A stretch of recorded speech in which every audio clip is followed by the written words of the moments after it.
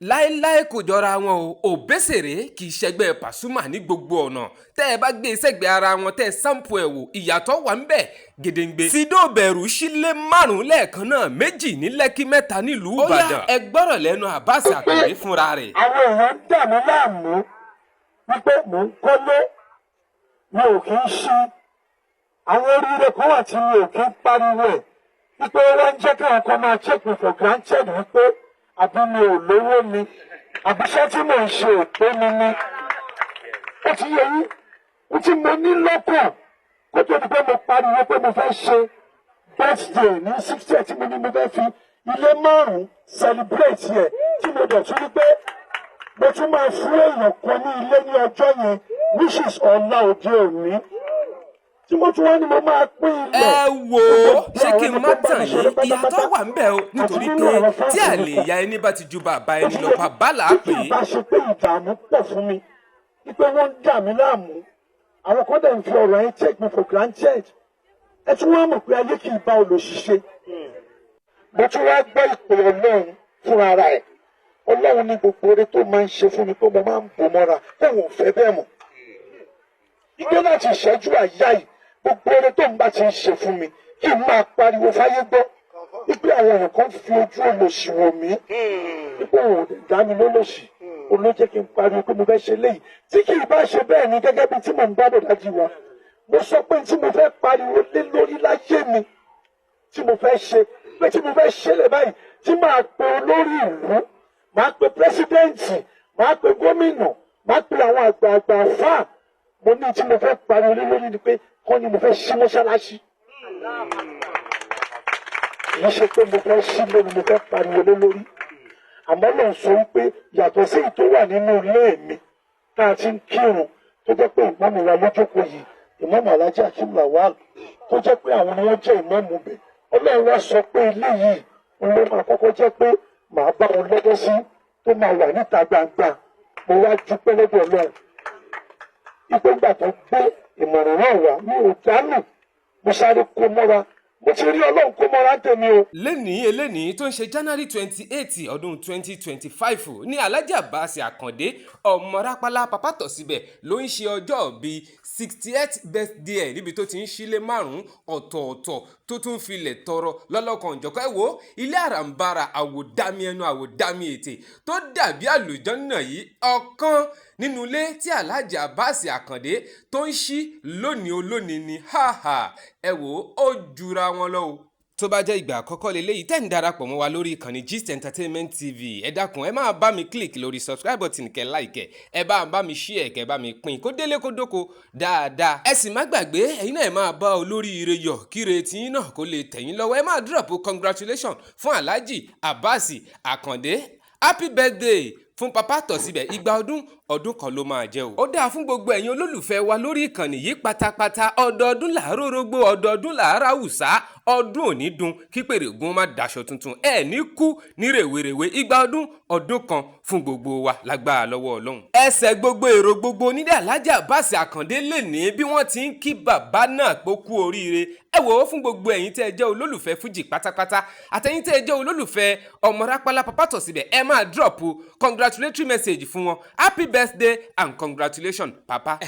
mo wá fẹ́ kẹ́ ẹ farabalẹ̀ dáadáa kẹ́ ẹ wo fídíò yìí láti bẹ̀rẹ̀ dópin ẹ rí àwọn ilé tí papa tó ń ṣílẹ̀ ní àwọn ilé ọ̀hún wọ́n bù háyà púpọ̀ ó yá ẹ jẹ́ ká jọ gbádùn fídíò yẹn dáadáa.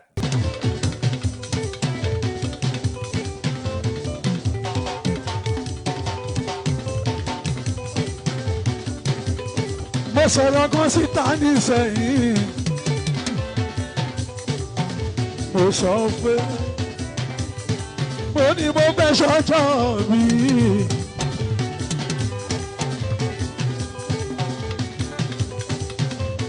mo ní tó bá ní ọjọ́ mi yẹn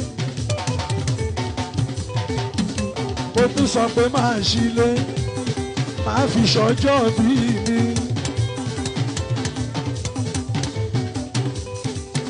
ohun tí ó ṣẹlẹ̀ rí nínú ayé mi ni mi ò ṣàṣọjọ́ mi rí I jẹ́ first time in history. Látijọ́ tí wọ́n ti bí Alákàndé mi ò ṣàṣọjọ́ bí rí àkọ́kọ́ rèé o. Mo wá sọ pé bí mo ṣe máa ṣe.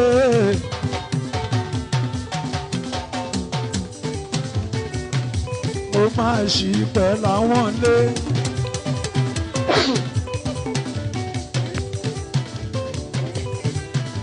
Ilé márùn-ún. Ọwọ́ mélòó la fi ń jẹ bá? 5 kondo. Ọwọ́ márùn-ún. 1, 2, 3, 4, 5.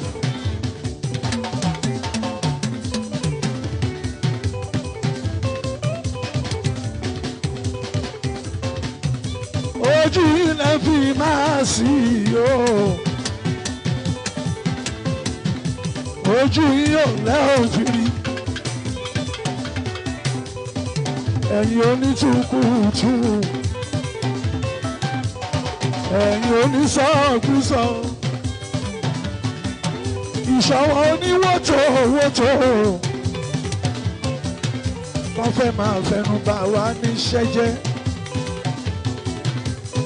Wọ́n sọ pé paramount yẹn Àkàndé Àgbákí. Wọ́n sọ pé kò níhun kẹ́kẹ́. Tá a bá ń sọ gbogbo eléré. Wọ́n ní ò ní pò rárá. Kò tiẹ̀ sí ní nọ́mbà 10 gbọ́ngàn. Mo dákẹ́ mo wò wọ́n. Nítorí pé àgbà tó bá lómi nínú ìyẹn kì í dùn.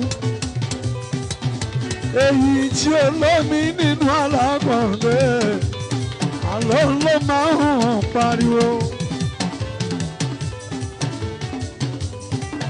Torí pé I'm a complete gentleman. You like stress. Anything stress. You like anything. Iṣẹ́ orin tèmi ṣáàṣe.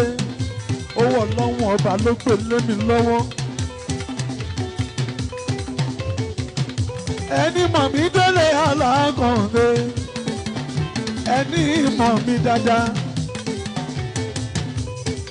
Tí wọ́n bá wò wá mi. Wọ́n á rí wípé iṣẹ́ orin tèmi ṣáàṣe. Ó yàtọ̀ sí ìwà mi gédégbé. Àfi bí alákọ̀wé. Àmọ́ bó ṣe wọ lọ́wọ́n ọba ló máa ń ṣọ̀lá. Mo dúpẹ́ f'Ẹlẹ́dùmarè. Iṣẹ́ orin tọ́lọ́hun tó gbélé mi lọ́wọ́. Mi ò ṣáájọ òun.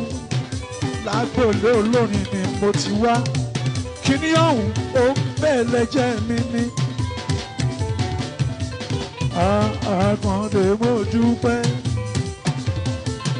Mo ní January 28. A máa jayé. A máa ṣọjọ́ bí. Gbogbo ìlà ṣàpè o. Ẹ̀yin tá a gbá láago, a pè yín.